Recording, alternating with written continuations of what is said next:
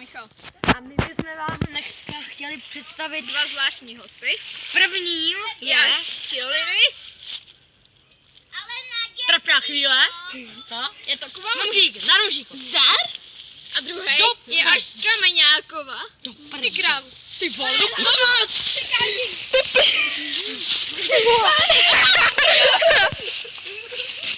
zvláště zboží.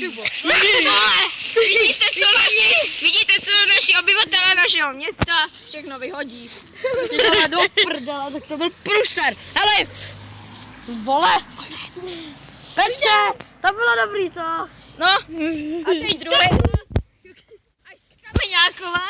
Je to Honza Opatrvej. Nazdar Honzo, Honzi si tady zašlupal. Ahoj. Čau. Jdi tam ty jdeš, jo? Odstřikoval Maxi. Jo, držulku. Hej, my si můžeme vzít tuto. Hele, tak my to asi ukončíme. Zdar. Zdar. Bude ještě jeden díl.